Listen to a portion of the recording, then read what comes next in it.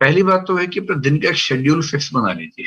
जो अराजक तरीके से पढ़ते हैं कि जब नींद खुल गई पढ़ना शुरू कर दिया, जब नींद आ गई सो गए, उससे बात नहीं बनेगी। एक प्रॉपर शेड्यूल बहुत जरूरी है, वो शेड्यूल कैसा भी हो। आप सुबह 4 बजे उठने वाला शेड्यूल बनाएं या 4 बजे सोने वाला बनाएं, इससे दिक्कत नहीं। लेकिन जो भी शेड्यूल हो वो एक तय हो, निर्धारित हो, जिस पर आप चलते हो। शेड्यूल ऐसा बनाइए कि पढ़ाई का उसमें कम से कम 6-7 घंटे। और अगर आप 6 महीने से पढ़ रहे हैं, केवल पढ़ाई करते हैं, कोई नौकरी वगैरह नहीं करते हैं, तो कोशिश करनी चाहिए कि लगभग 10 से 12 घंटे पढ़ाई आपकी हो। अगर आप 12 घंटे रोज पढ़ते हैं तो भी महीने की एवरेज आपकी 9.5-10 घंटे आएगी, क्योंकि महीने में 3-4-5 दिन ऐसे निकलेंगे जब आप नहीं पढ़ पाएंगे। कभी स्ट्रेस हो गया, कभी परिवार का कोई काम आ गया, कभी अपना कोई काम आ गया, जाना पड़ गया कहीं, कुछ ना कुछ होता ही रहेगा। तो 12 घंटे रोज पढ़ने वाले एवरेज 10 घंटे पढ़ पाते हैं, महीने भर की एवरेज निकालेंगे तो 10 घंटे की पढ़ाई तो एवरेज होनी ही चाहिए यदि आप केवल पढ़ाई कर रहे हैं तो। अब इस 10 घंटे को डिवाइड कैसे करना है, क्योंकि संकट ये भी तो है ना कि जो आज पढ़ा कल भूल जाएंगे, कल तो याद रहेगा नहीं वो सारा। जो अनावश्यक चीजें हैं उसमें टाइम एकदम वेस्ट नहीं करना है। जैसे अगर आप अखबार पढ़ने में 3 घंटे लगा रहे हैं तो आप टाइम वेस्ट कर रहे हैं। इतना टाइम है नहीं आपके पास कि आप 3 घंटे अखबार पढ़ें, वो भी हिंदी वाले अखबार जिसमें कंटेंट उतना रिच नहीं है कि आपको बहुत फायदा मिलेगा। तो मेरी सलाह ये है कि करंट अफेयर्स के लिए दिन में 1-1.5 घंटा रखिए, अखबार सहित।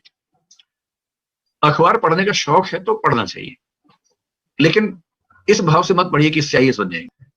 उसके बाद दिन में आधा घंटा कम से कम रखिए लिखने का। रोज लिखिए आधा घंटा। कभी कभी केवल स्पीड बढ़ाने के लिए लिखिए, जिसमें कंटेंट की क्वालिटी पे बहुत ध्यान मत दीजिए।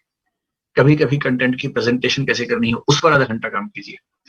कभी कभी टाइम मैनेजमेंट करते हुए एक मुश्किल प्रश्न का उत्तर कैसे लिखना है उसी पर आंसर राइटिंग के फॉर्मेट का अभ्यास कीजिए। आधा घंटा रोज लिखते रहेंगे तो परीक्षा में लिखना बहुत आसान हो जाएगा। और जो लोग परीक्षा से 4 दिन पहले लिखने का अभ्यास करते हैं वो साध नहीं पाते हैं। एक लंबा नियमित अभ्यास होगा लिखने का, तभी बात बनेगी। 2 घंटे हो गए। अब जो आपके पास बचे 7-8 घंटे मान लेते हैं पढ़ने के बचे हैं, उनमें कम से कम 5 घंटे पढ़िए नया। कम से कम 1 से 2 घंटे रिवीजन के रखिए मिनिमम। और हो सके तो सप्ताह में एक दिन, चाहे संडे का दिन, कुछ नया मत पढ़िए, पीछे का रिवाइज कीजिए। और इसके अलावा हो सके तो महीने के आखिरी 2 दिन, संडे हो या कोई भी दिन हो, उन 2 दिन के लिए कोई नया टारगेट मत रखिए, केवल रिवीजन रखिए। मनोविज्ञान का बहुत सामान्य नियम है कि यदि आपने किसी कंटेंट को 3 बार ठीक से रिवाइज कर लिया तो वो आपकी मेमोरी में स्थायी हो जाएगा। जैसे आपने 3 तारीख को कुछ पढ़ा, तो 3 तारीख को जो पढ़ा है उसकी एक रिवीजन 3 या 4 तारीख को ही हो जानी चाहिए, जो डेली टाइम आपका है। उसकी अगली रिवीजन उस सप्ताह के अंत में हो जानी चाहिए, संडे के दिन कर लीजिए, तो वो आपकी एक वीकली रिवीजन हो गई। उसकी तीसरी रिवीजन महीने के आखिरी दिन में हो जानी चाहिए। जहां आपने किसी कंटेंट को उस दिन, उस सप्ताह के अंत में और महीने के अंत में 3 बार रिवाइज कर लिया ठीक से, तो फिर वो आपकी स्मृति में लगभग स्थायी हो जाता है। इतना स्थायी है कि एग्जाम से पहले उसको जैसे देखेंगे आपको याद आ जाएगा, उतना ही चाहिए परीक्षा की। तो टाइम मैनेजमेंट का एक मोटा मोटा खाका मैंने आपको बता दिया।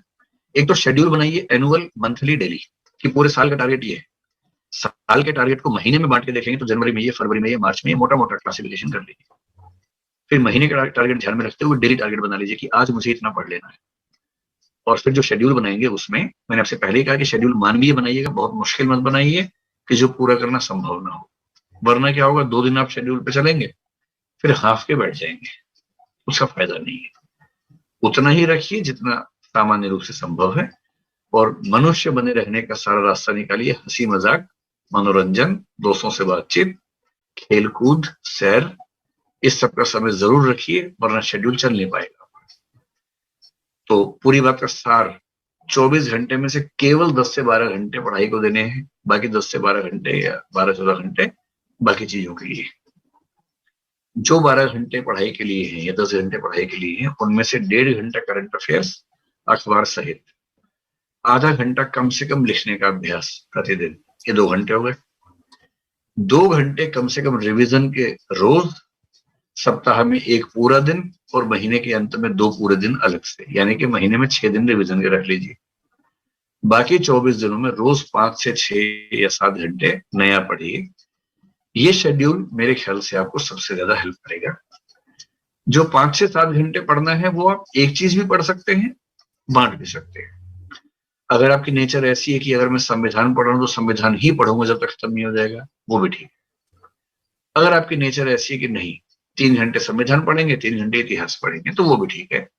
ये डिपेंड करता है कि आपकी नेचर कैसी है। अपनी नेचर के हिसाब से शेड्यूलिंग कीजिए, किसी और की नेचर के हिसाब से शेड्यूल चल नहीं पाएगा आपका किसी भी से।